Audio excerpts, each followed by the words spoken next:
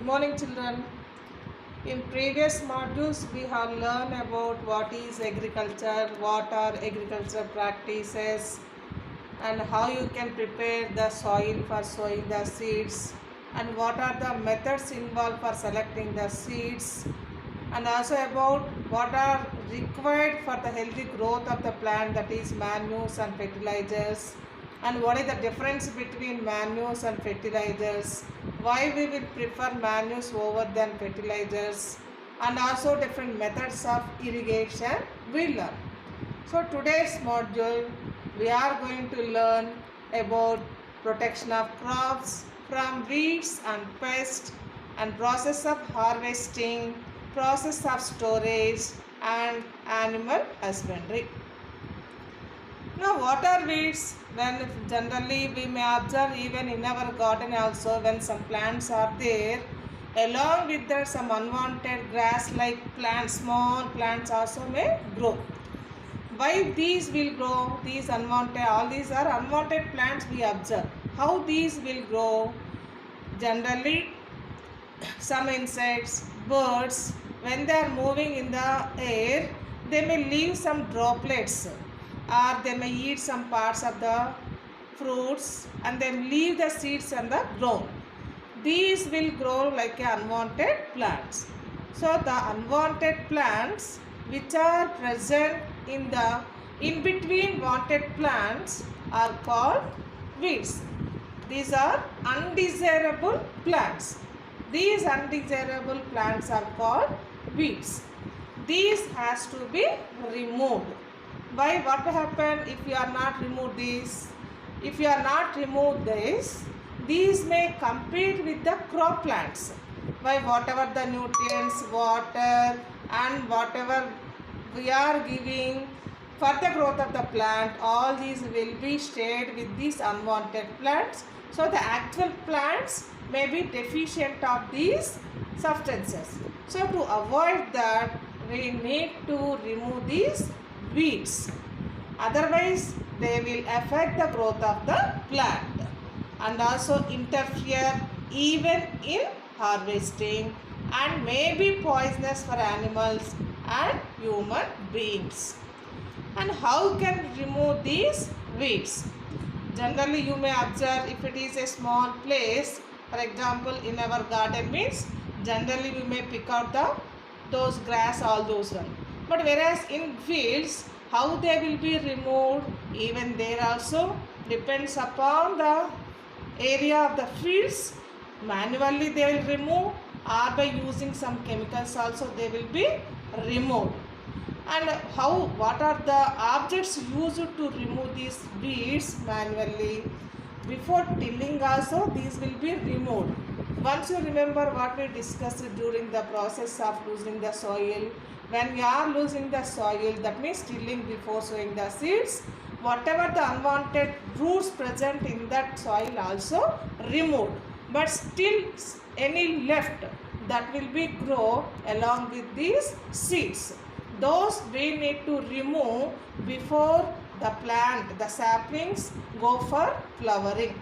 Otherwise, before flowering, if you are not removed, they will be compete with the requirements whatever given to the saplings. So before tilling we can remove, or before flowering the plants manually we can uproot the weeds by cutting with the help of the sickle from time to time. With sickle or with the help of kurpi also we can uproot these weeds. And along, if the area is more, it's not possible to remove the weeds manually. In such a case, we can use some other chemicals which will not harm to the actual plants, that can be used. Those are called weedicides. They will available in the concentrated form. They will be diluted with water to the required extent and sprayed in the fields with the help of a sprayer. When they are spraying the weedicides, sometimes it may affect the health of the farmers. So they have to take care when they are spraying that they have to cover their nose, mouth with a piece of cloth, and also it's better to use the gloves when they are spraying. So in that way, if it is the large area, by using the weedicides, we can remove the weeds from the crops. And along with that weeds, when there is a plants, automatically we may observe some rodents or sometimes of pest insects may attack the crops, and some they may be eaten and damaged by these pests. So how you can protect the crops from these effects? And sometimes you may observe they are affected by the microorganisms such as bacteria, fungi and virus. So to avoid these conditions, we need to protect the crops. If depends upon the condition observed by the farmer, they need to use to spray different type of chemicals. Like if it is affected by the insects, they need to use the insecticides like carbaryl, malathion. If fungus growth is there in that field, they need to spray the fungicides for destroying the fungus growth. If any rodents are there, they need to use the rodenticides against rodents. Example, zinc phosphide and atrazine. So frequently, time to time, checked by the farmer, and what type of attacks are there, what type of damage is causing to the crops. As per that, the farmer need to protect the crops. Now the crop is ready, so we need to collect the required part from that plant. So how you can collect that? The process of collecting the grains from the plant is called harvesting. Harvesting is done again manual and by modern method. Manually we can cutting and gather the mature crop from the fields by using the sickle. How they will do? The crops are pulled out or cut close to the ground with the help of the sickle. This will take nearly 3 to 4 months for the cereal crops to mature. In our country, it is either done by manually with the help of sickle or by using a machine that is called harvester. Here you can observe how they are harvesting the crop manually by using the sickle.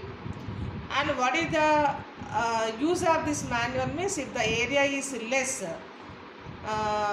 we need to, manual method requires more time and we require more labor for this process. If the area is more, we can use the modern method for harvesting, that is called harvester.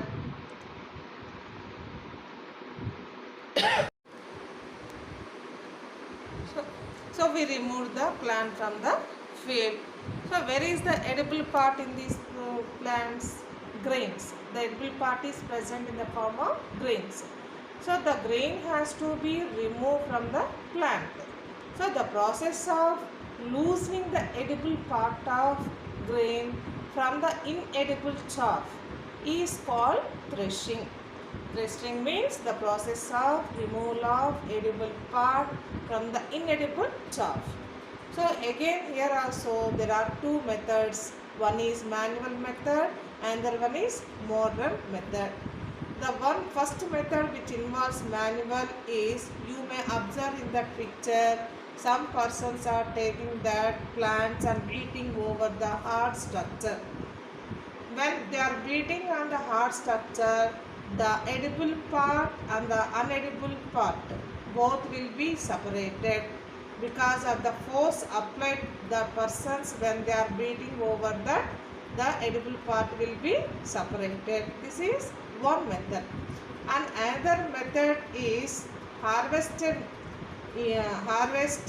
and threshing. Both will be done simultaneously with the help of the harvester you observe in the first picture. This is the harvester, already we discussed. This is called combine harvester. Why it is called combine harvester means, first of all they will cut the plant, and along with that even the threshing is also carried in that. It is a simultaneous process. First of all they will cut the plant. These cutted part may roll over the roller like structure which is present inside, and pressure will be applied there. Thereby the edible part will be separated from the plant. So here harvesting and threshing both will be completed at the same time. Within a less period of time you may complete the work. That is why it is called combine harvester. So now we remove the grains, that means edible part, from the plant. So this edible part, again it has a brown chaff, that means thin layer is present over the grains. That has to be removed, and the process of removal of chaff from the grain is called winnowing. This will be done manually with the help of manual process. The persons after threshing collect the grains, and the persons used to hold in such a height, and they may use to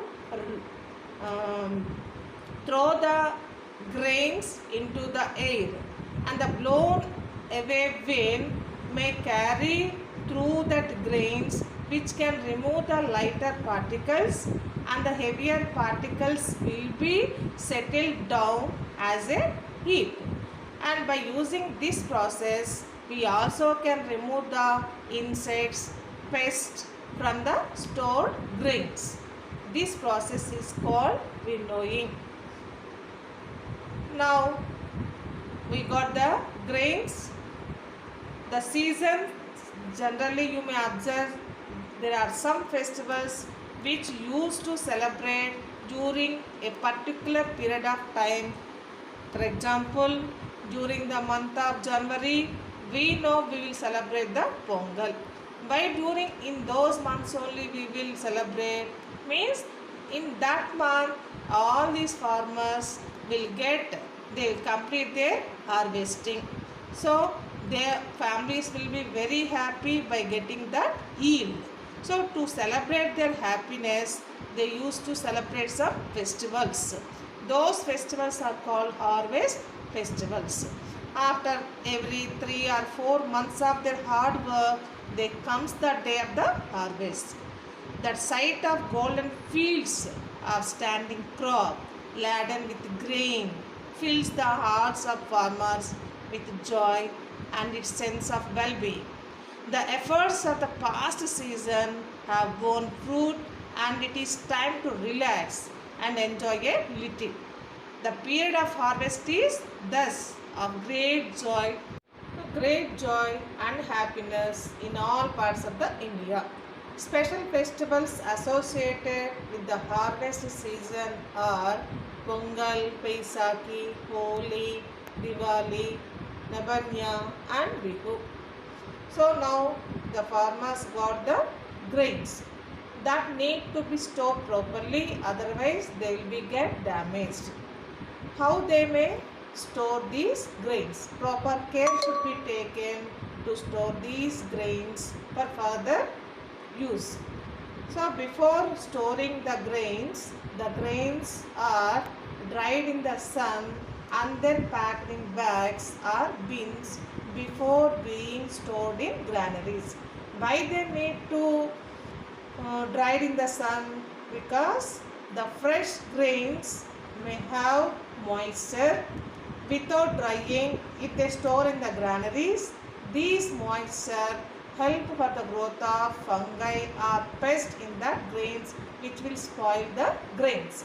So to avoid that, before storing in granaries or bins, the grains need to be dried in the sun. And this sunlight, this prevent the attack by insect, pest and bacteria and fungi. Now we expose the grains to the sun, the moisture is removed.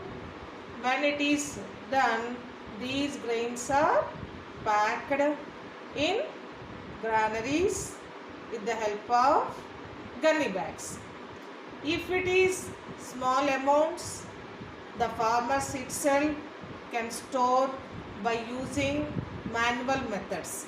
If it is large scale like FCI, how they used to store the grains, there is a special structures called silos and granaries. What is the difference between granaries and silos? Silos are the large structure, large containers which we can use to store a maximum amount of grains. That means bulk storage of grains. In that silos, temperature will be maintained and temperature can be controlled and the grains can be inspected, fumigated and protected from rodents, birds and pests. What is mean by granaries? Granaries means the grains are packed in gunny bags. All these gunny bags will be stored in one place. That is called granaries. If it is small amounts, for example, sometimes you may observe, in some families we may observe yearly once we used to buy the rice or cereals or pulses. In that time, how you can preserve these grains when we are storing that? In bins, we may follow some methods. Down at the bottom of the bin, we used to keep some neem leaves or red chilies powders which are insecticides, and because of the harsh smell of the red chilies will avoid the growth of the insecticides or fungus growth. These dried neem leaves act as an insecticides for storing. So one layer of the dried neem leaves are red chilies, some layers of the grains, again one layer of the dried leaves, like that it is used to store in the bins. For storing the large quantities of grains in big godowns, specific chemical treatment, that means they use some chemical powders to protect the grains from pests and microorganisms. So still now we know the some sources of our food, that is from plants. Along with the plant source, daily we may observe morning we used to drink the milk. From which, what is the source of that milk? That is animal source. Some people used to eat the flesh of some animals, eggs, like that. Even fishes also. So all these also food for some people, which is the animal source. That even these animals also classified depends upon the products obtained. Animal products are obtained by different methods like dairy farming, livestock farming, poultry farming, sericulture, apiculture and pisciculture. And based on the products we get, animals are categorized as milk yielding animals. That means we'll get milk from these animals. For example, cow, buffalo and goat. And meat yielding animals like pig, sheep, goat, cattle, fish and poultry. And egg yielding animals like poultry, hens, ducks, and some we will get wool and silk yielding animals like the sheep, goat, cattle and camel.